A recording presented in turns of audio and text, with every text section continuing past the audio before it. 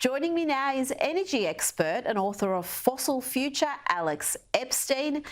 Alex, we've seen Sweden do a U-turn when it comes to 100% renewables and their energy policy, but in Australia, we are pressing ahead with net zero madness. One of the latest measures being announced is a multi-billion-dollar offshore wind project for Victoria's Portland coastal waters, which could be generating renewable energy by 2030. Is this really a reliable and cost-effective form of energy? Well, did they come up with a plan to make the wind reliable? I mean, obviously not. Not right? yet. It's just, I mean, offshore, the appeal of offshore in a certain sense is it's less unreliable in that it's available a larger percentage of the time. It also has many more hazards to it in terms of it's very hard to do things offshore, particularly you're exposed to the elements. I mean, in the US, we just have all this crazy experience with offshore where we announce, hey, we're going to have 10 gigawatts or 20 gigawatts or 30 gigawatts. And then it's just really hard to do. For a while, we only had one thing in this place called Block Island, Rhode Island, and then that had to go offline for maintenance. So the idea that this is going to save you or be anything but a boondoggle and is going to save you from the anti-fossil fuel, anti-nuclear policies, I think that's a delusion. And of course, we need the base load power, which we still don't have. We don't have nuclear in this country, and yet we've got climate change and Energy Minister Chris Bowen claiming this project's going to help one of the biggest aluminium smelters to decarbonise. My question to you, Alex, is if this is true, if these forms of energy are reliable, they are cost effective, why are taxpayers funding them? Why aren't private sector jumping in without the big fat government subsidies?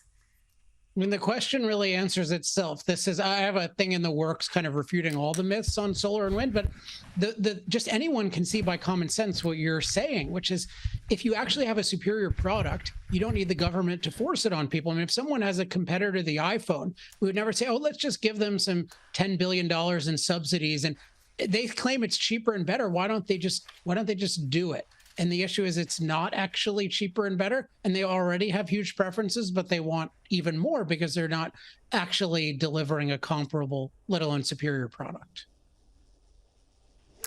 Well, Alex, I'm sure you're probably across this news, but Australia is about to have a gas shortage in one of its biggest states. Does this seem incredible to you, given that we are in this country sitting on decades of reserves, if not hundreds of years worth of reserves? Well, if I didn't understand the political climate and the green movement, yeah, it would be incredible. But you think in a certain sense, right, you need the political freedom to make use of these things. Just because you have gas underground doesn't mean that you're necessarily going to get it. I mean, first of all, you have to have the knowledge, but then you have to have the freedom to exercise the knowledge. And the whole world right now is an illustration of what happens when you don't have the freedom to exercise your knowledge, because we have record knowledge of how to get fossil fuels from the ground and where they are, how to utilize them, but we're not allowed to act on that knowledge because of the global anti-fossil fuel movement. And unfortunately, Australia is a major place where that movement has a lot of success. Now, Alex, you've put out a call to debate presidential hopeful Robert Kennedy Jr., particularly on his energy beliefs. You've said RFK is dead wrong about the need to rapidly reduce fossil fuel use to prevent climate catastrophe. One, do you think he will debate you? And two, why do you say he's wrong? So here's the context: is Robert F. Kennedy Jr., I don't think really knows much about anything. So he's a lawyer who sues companies and various things, and I think often he's wrong about the issues he's talking about. He's sort of known for his position on vaccines, where whatever you think about vaccines, I do not think he's a credible person at all for many reasons. But he's had this thing where nobody's willing to debate me, everyone's afraid of me, and he's gotten on a lot of major shows like Joe Rogan. Elon Musk helped promote him with having him on a huge Twitter Spaces, and people have the idea of, wow, this guy is so smart, and people are afraid of him. Elon Musk says people are afraid of him. And I'm like, I debated this guy in 2019, and by all accounts, it was very easy. And he doesn't, and he is against fossil fuels. He wants to rapidly eliminate fossil fuels. very importantly, he pretends that he doesn't. So he claims to be free market. People say, oh, why debate him? You're both free market. He is the opposite of free market. He admitted to me in the 2019 debate, it is on video, I put it on Twitter, that he wants policies that make oil cost or gasoline cost $12.50 a gallon. So his basic view is he thinks he has all this science that shows that fossil fuels are ruining the world. So he wants the ability to infinitely tax the fossil fuel industry so that nobody can afford it. And he calls that freedom. I call that dictatorship.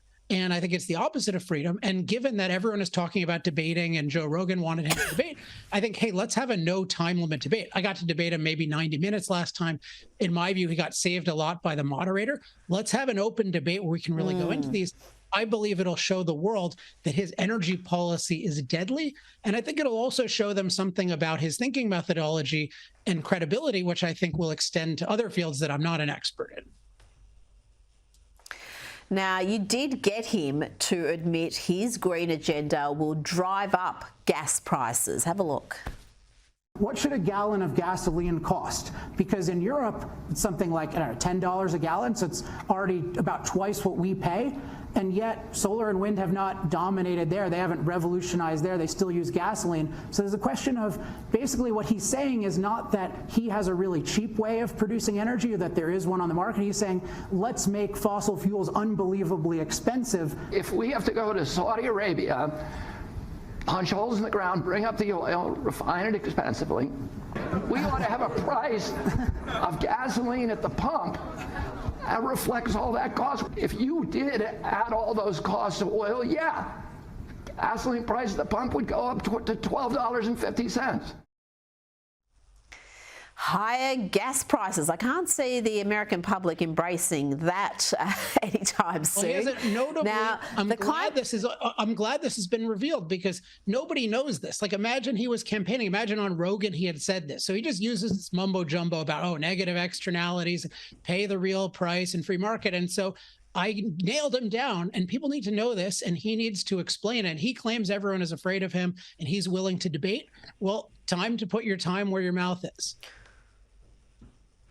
Well, let's see it. I'm sure you v. RFK on Joe Rogan would be absolutely compelling viewing. Now, let's get to the climate cult being brutal in the scientific community in censoring experts who challenge the narrative. Here's one brave scientist who is speaking out.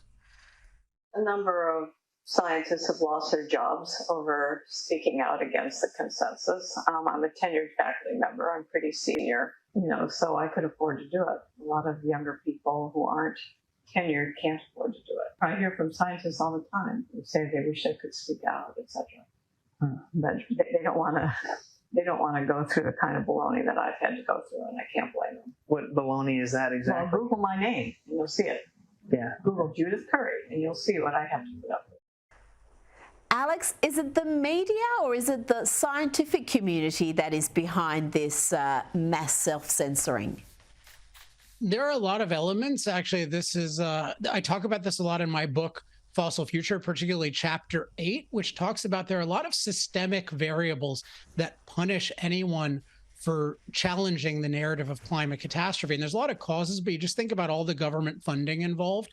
And a lot of the universities base their existence on this kind of funding. A lot of the funding goes to administrators. So they really depend on it. And there's just all these forces that if you think that we're not causing climate catastrophe, that is a dangerous view to the establishment. And part of what you have is you have these attack dogs who are sometimes scientists, but more kind of activist scientists who go after people like Judith Curry, who's a professor at Georgia Tech. And she just got assaulted by people in just totally unprofessional ways. But these people really feel like their livelihood is at stake. And in a sense, insofar as their livelihood is a grift, they're right. It is at stake, but they should stop the grift. Absolutely. Alex Epstein, always a pleasure. Thank you for joining me. Thank you.